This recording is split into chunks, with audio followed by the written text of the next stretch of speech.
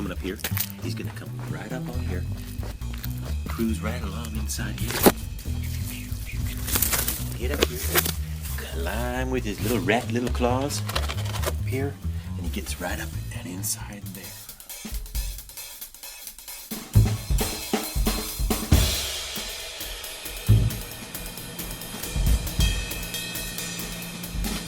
Hi, Scott representing Cascade Pest Control here. I'm at this residence to explore it for a rodent infestation and what might be done to control it.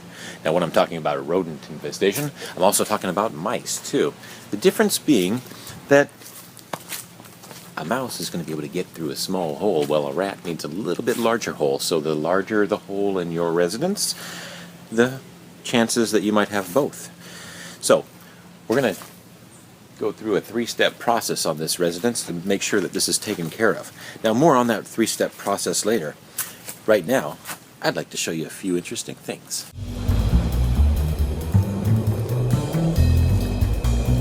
Hi there. I've been on top of, underneath, and all around the house behind me, and I found some evidence of rodents, and I'd like to show you what I found because this is a great example of what a technician is going to find when they come down to do an inspection. Now, any house here, it's going to have, any house with a lot of angles and different planes to the roof, wherever those join, those are suspect areas, and we're going to check out every single one of these on this house to make sure they're all in good order and are not allowing access for rodents. We're also going to check out a few other things, but we're going to do that one first.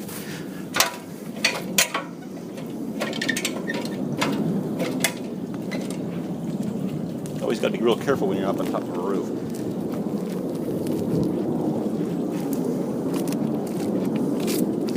Now here's where one angle and another angle actually come together. Now we'll check over there, and we're also going to check right down in here because I know I found something.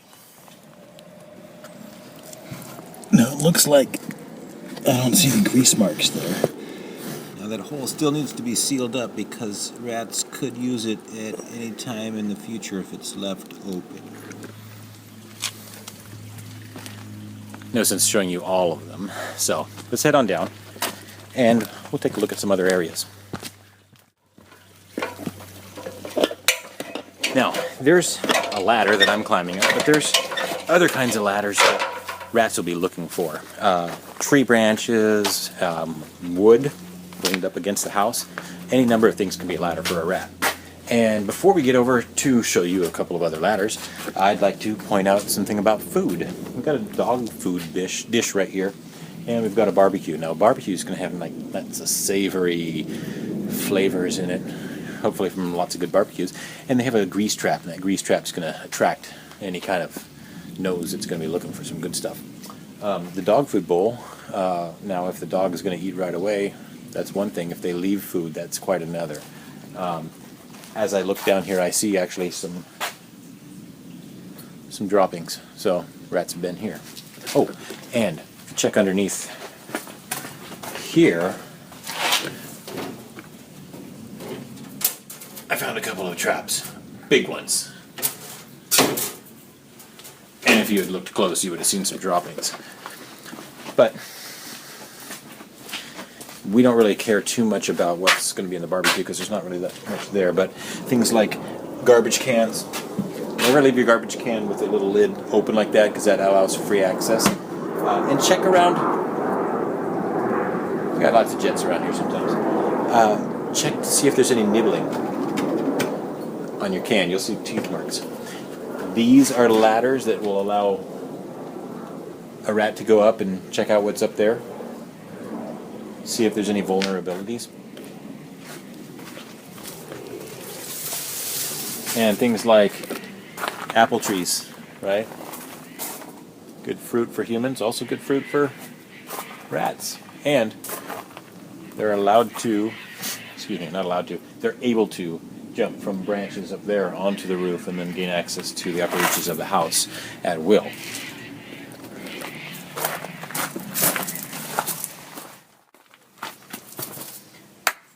This is the access to the underside of the house. We're going to go under here in a minute, but I thought I'd show you a little something. This is the definition of not secure. this entrance is not going to be secure from rodents or people or anything at all. In fact, this rock right here, if you remove that, it opens up a hole right here with smudge marks on it, so occasionally this rock probably does not do the job holding up this edge of the wood. So what we're going to do is kick that to the side. We're going to suit up. We're going to go in there and see what we can find. I can see some droppings right here. We've got smudge marks, so likely we're going to find some rat activity. We'll check the insulation and just take a general look around and see what we can find. Hey there. There's a reason why I have to wear this when I'm under here, but for right now, I'm going to take it off so that I can talk to you and you can hear me without all that respirator sound. Now, there's a reason why they call these crawl spaces, and that's because there's not really a whole lot of room under here usually, and there's not usually this good of lighting. I brought my own so I could show you what I'm going to show you, but we're going to look up here in this insulation right over here to my left, and you're going to be able to see a hole that a rat has made in the insulation so that he can just move around. Now, above me, it looks like just great, perfect insulation, but above that, and below the floorboards of the house, there could be a whole highway for rats, and you'd never even know. So it's a good idea to have somebody come down here and take a look every once in a while to see what activity might be going on. So let's show you what I see here. That hole in the center that I'm zooming in on, that is a rat hole. That's created by them wiggling their way into the insulation and is a sure sign that there's been activity here. So we need to do some serious exclusion here and make sure that they're out of here. Now, when a technician's looking for rodents, he might also find some other issues. Termites, spiders. This one's dead, likely eaten by that guy right back in there. Another reason why you might not want to come down here yourself. Alright, we're going to get out of this crawl space and go up into the attic, which is kind of similar but a little different. When we're looking at insulation there, we're going to be looking at the top of the insulation, not the bottom of the insulation, and that's where the rats are going to run around. So if there's a rodent highway happening, we'll actually be able to see it.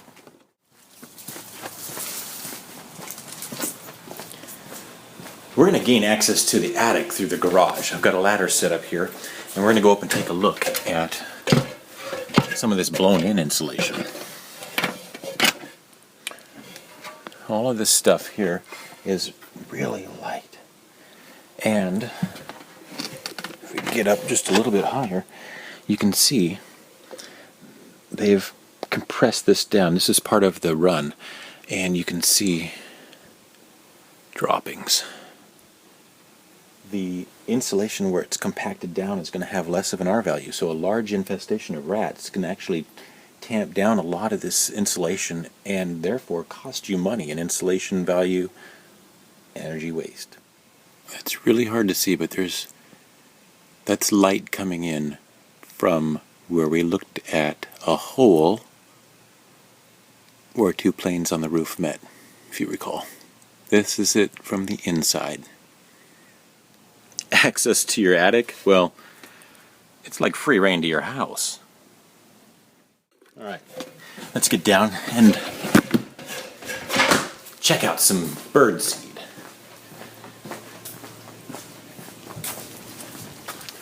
Okay, we talked about food on a couple of different occasions. We talked about pet food, we talked about fruit, and we talked about the smell of good food from the barbecue, but we didn't talk about birdseed. Now, birdseed is common in most houses, and the fact that you have it maybe hanging from a tree or something doesn't mean that it's not going to be good food for rats. They can climb trees and they can get in there, and a lot of times birds will make a mess of the bird seed on the ground, and that gives it a perfect opportunity to be eaten by rats. Take a look at this. Now, a rat might not have an easy time getting on here and getting underneath there without falling off. I would actually like to see that, but there's places where a rat could actually maybe jump onto this and feast, but definitely underneath there's going to be a lot on the ground. While I walked around and did an inspection of the foundational wall, I found a burrow. Now, burrows and entrances to nests can happen around the foundational wall, and if there's a penetration nearby, they might be getting access through that. This foundational wall, a lot of it is actually concealed by the foliage and the great big leaves that you see here.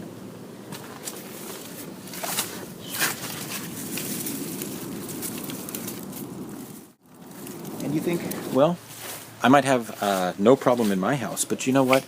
Rats can travel a great deal of distance in any particular day. They can be traveling over 150 feet that way and that way. That's like 100 yards, 300 feet in any direction.